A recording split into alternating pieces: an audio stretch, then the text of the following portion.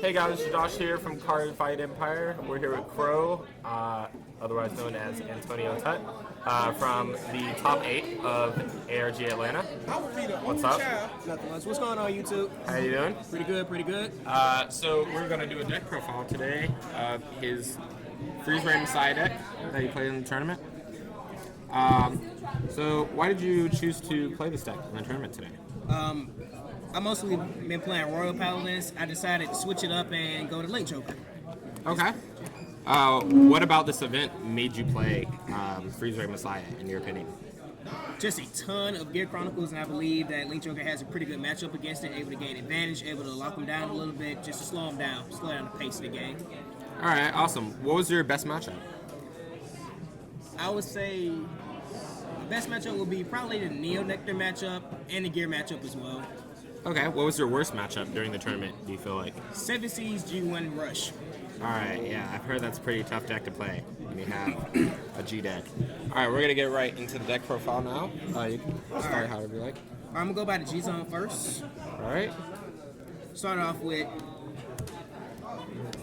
4 Flaglet Messiahs, AVB card.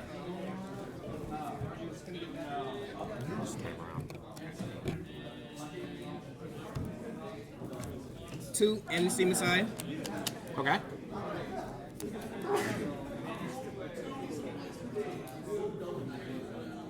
One Excellus.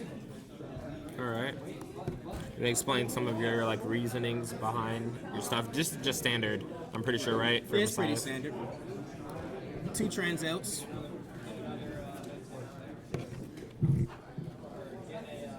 Two Big Crunch. Standard.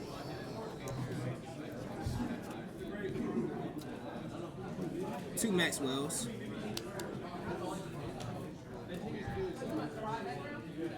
One Seabreeze, because why not? Kind of those decks that try to keep the grade locked. Yep. One Screw You. One Destiny Guardian. Now into the deck.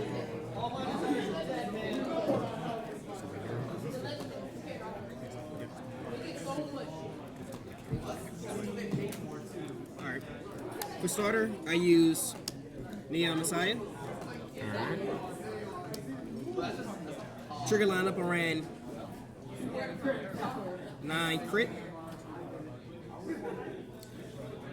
So as opposed to the regular 8 crit, 4 draw, 4 heal, how did you like playing 9 crit?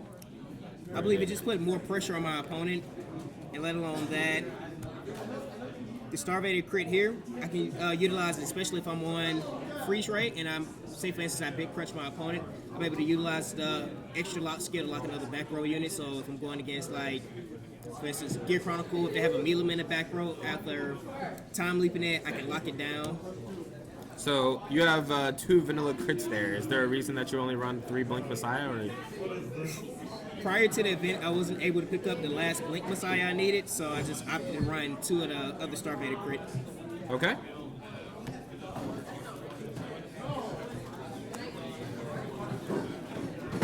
And then I decided to run 3 draw trigger. Again, the reason why they are vanilla draw triggers is due to the fact that I was unable to pick up the soul charging ones. Cool. And of course, standard 4 heals. Awesome. Moving on to the grade 1s. Ones, I ran 4 Cosmo Wrath, just for the unflip.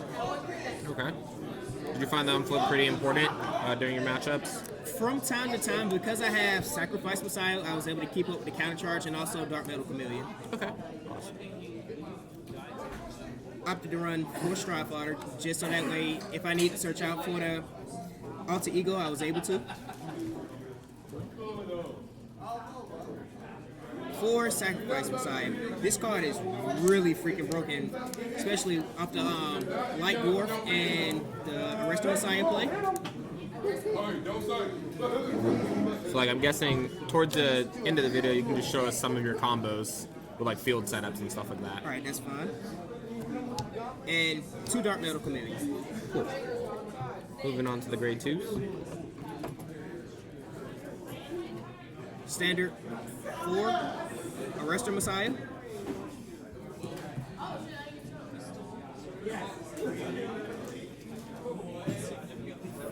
4 dwarfs.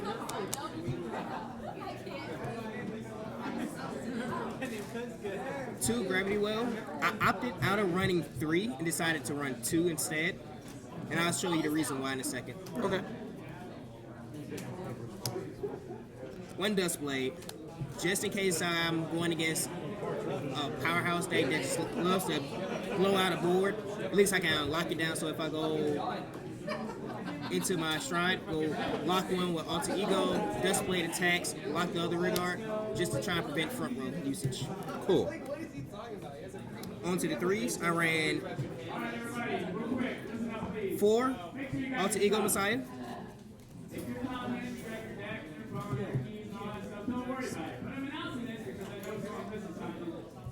3 Freezyray. Opted not to run 4, and I'll show you a reason being for that as well. Okay. My MVP card of the whole entire event, Lady Neutron Gunner, Star. the Neutron Star. Yep. She was my MVP, especially against the Neo Nectar matchup. Okay. So, of course, they were playing the Bloom version where it pretty much stacks up the regards plus 3k with Margika and one hit, draw Soul Charge 1. I was able to lock down the 2 front row units when needed, and it just pretty much gave me advantage at that point. Okay, cool. You want to talk about some of your like favorite plays or top plays in the deck, or like field setups or anything like that? Sure. So, I'll start to pull out a couple of cards.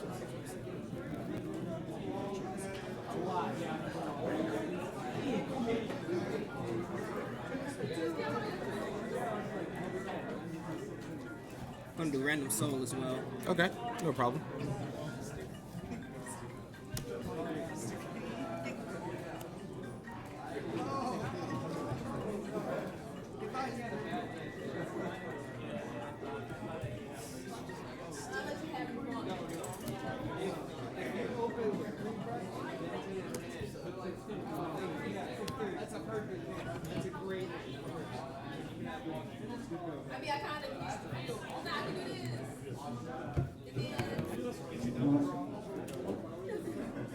Let's just say I'm at 3 damage.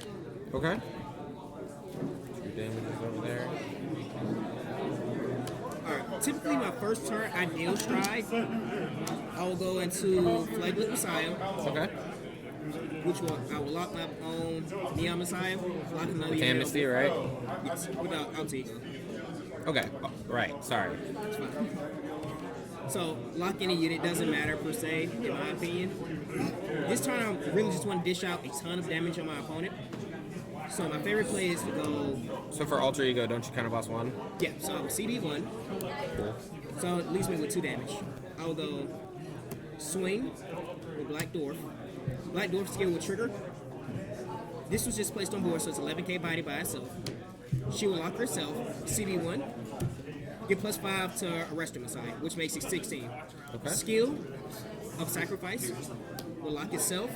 He will countercharge 1, give it 3k to Arrestor, making it now 19. I'll attack with Flaglet Messiah. Because this is my first turn stride, and I only have 1 face up, I can only unlock 2 units. Right. So the 2 I unlock would be the same color. Triggers don't matter. If you hit them, you hit them. If you don't, you don't. So if you do hit a trigger, you want to put it on the Black Dwarf. Okay. So they'll make it a 21 color. Next, you will go again, attack with Black Dwarf, skill will trigger. She will lock herself, CB1 again. This will trigger, which will countercharge it again, plus another 5 and plus 3.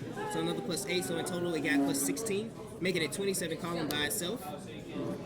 It's a pretty good combo. This will lock itself, and then you can lock another back row unit if you want to. If not, it's completely fine if your opponent doesn't have one. So at the end of turn, you will trigger everything in order. Everything will unlock. Strider will go in soul first.